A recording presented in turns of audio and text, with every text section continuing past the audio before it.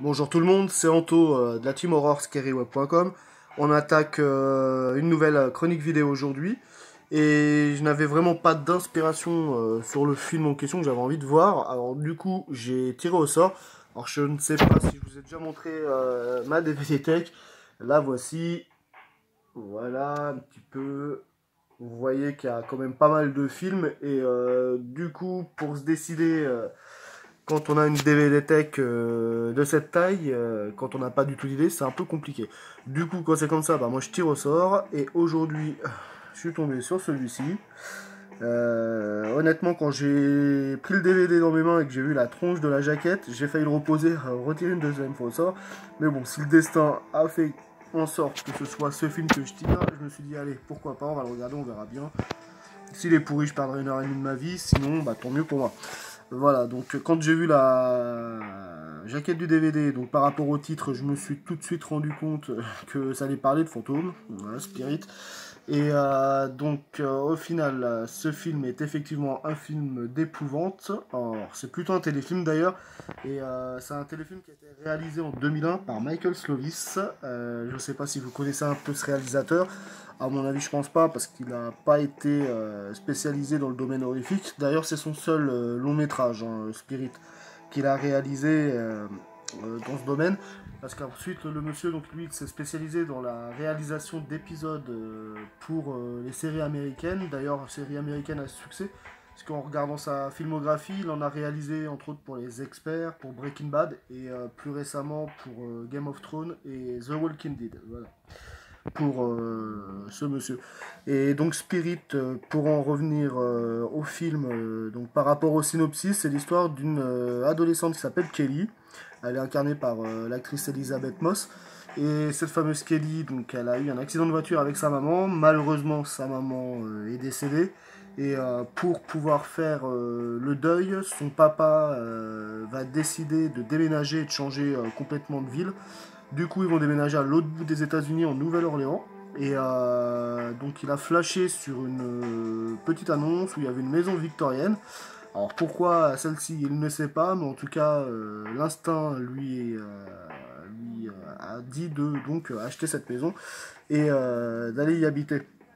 Voilà, et arrivé sur les lieux, première surprise quand ils vont découvrir la maison, ils vont se rendre compte que les cartons sont sans dessus-dessous et qu'ils sont tous à l'arrache dans la pièce. Et ils pensent au départ que c'est un cambrioleur qui est venu leur rendre une petite visite de courtoisie. Malheureusement, non, ce n'est pas ça du tout. C'est un fantôme qui s'est amusé à jeter en guise de bienvenue les cartons un peu partout. Et ils vont vite se rendre compte de toute façon qu'il y a des phénomènes paranormaux. Il y a les détecteurs de fumée qui se mettent à sonner comme ça au hasard, des choses qui se déplacent. Et donc au départ, elle, la jeune Kelly, est plutôt contente parce qu'elle pense que c'est sa maman qui les a rejoints et que pour leur prouver sa présence, se manifeste en faisant sonner les alarmes, en jetant des cartons par terre, des objets. Et donc, elle va vite comprendre par l'intermédiaire de son voisin que ce n'est pas sa maman, malheureusement, mais qu'effectivement cette maison est bien hantée parce qu'il va lui préciser que d'ailleurs la plupart des gens qui achètent ou qui louent cette fameuse demeure victorienne, très très jolie d'ailleurs au passage, ils ne restent pas très longtemps parce qu'il y a pas mal de choses un peu bizarroïdes qui se passent et ils ont un petit peu la trouille et au bout d'un moment s'en vont. Voilà. Donc pour le synopsis, vous voyez, c'est vraiment typique maison hantée. Bien entendu, il y aura une histoire tragique derrière. Je vais pas la dévoiler, mais donc le réalisateur, par contre, ce que j'aime bien par rapport à ce film, c'est qu'il va bien nous laisser le temps de comprendre ce qui se passe exactement et pourquoi le spectre fait ceci. Et j'aime bien la façon dont ça a été réalisé. Donc, pourtant, c'est un téléfilm, j'avais vraiment peur qu'il ne se passe pas grand chose, qu'il y ait beaucoup de blabla, mais au final, non, le spectre il va très très vite commencer à user de la patience de la jeune fille, mais au final, on va comprendre petit à petit pourquoi il fait ça. Et c'est une bonne histoire. En plus, il y a la double histoire parce qu'en fait, il y a cette histoire tragique du destin de cette maison où il y a eu ce qui s'est passé, ce qui fait qu'au final elle est hantée. Et il y a également le processus du deuil de cette famille qui a perdu la maman. Et c'est vrai que c'est pas facile de perdre quelqu'un de proche. Et quand ça arrive, donc pour se reconstruire, il faut quand même pas mal de patience et de temps. Donc voilà, pour y arriver. Et j'ai bien aimé la transition entre les deux histoires qui vont se rejoindre au final. Et c'est plutôt une bonne surprise, le scénario est plutôt sympa et on s'ennuie pas. Et c'est vrai que plus le film va avancer, plus on va entrer dans une sorte de ambiance mélancolique, malgré le jeu d'acteur moyen, parce que c'est vrai qu'au final, euh, ils sont pas mauvais, mais voilà, on est dans le téléfilm, c'est pas des acteurs non plus euh, chevronnés. Il y a quand même Greg Evigan, que vous devez certainement connaître, vous verrez si vous regardez le film, sa tête, il a joué dans pas mal de films de série B. Et Elisabeth Moss, qui incarne donc la jeune ado, par moment, on a tendance à surjouer un petit peu et du coup, on sent que voilà, elle a du mal à nous faire passer ses sentiments. Elle pleure, mais bon, on se dit oui, bon voilà, essaye pas de surjouer, t'en fais trop. Et c'est vrai que des fois, c'est un petit peu saoulant. Dommage parce que l'histoire, elle, est vraiment bien et il y a des passages plutôt tragiques.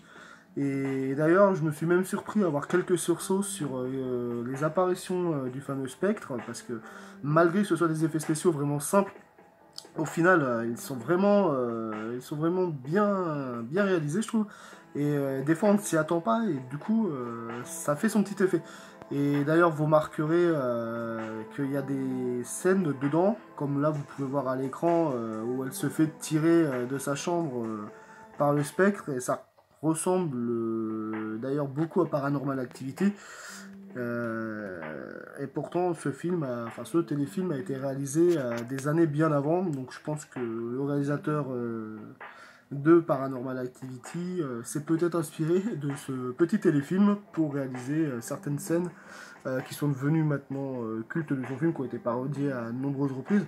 Et quoi qu'il en soit, là, dans ce téléfilm, oui, bah vous voyez là, en live, hop, elle sort de la chambre, allez dégage. Ah ouais, c'est vrai que j'ai bien aimé, c'est une des scènes du film qui sont qui est plutôt intense.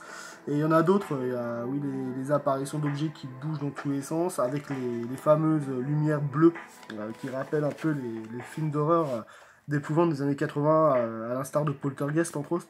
Et non, franchement, j'ai été assez étonné des effets spéciaux de ce film qui s'appelle Spirit, donc, parce que bah, c'est plutôt pas mal. Hein. C'est simple, mais c'est efficace et ouais, surprenant. Franchement, je m'attendais pas du tout à ça.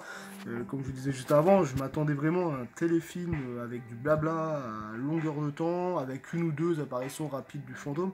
Mais non, non, franchement, non, c'est pas mal du tout. L'histoire tient bien en haleine, les effets spéciaux ils sont très bien je trouve pour un téléfilm et il y a quelques scènes qui sont plutôt bienvenues. Non, on s'ennuie pas du tout et l'histoire est plutôt prenante. Franchement, je conseille ce petit téléfilm, c'est pas mauvais du tout. Après, le seul reproche qu'on peut faire à ce Spirit, c'est la chute du film qui est un peu trop convenu, on s'en doute fortement de la façon dont il va se clôturer ce film, malgré que ça soit très joli.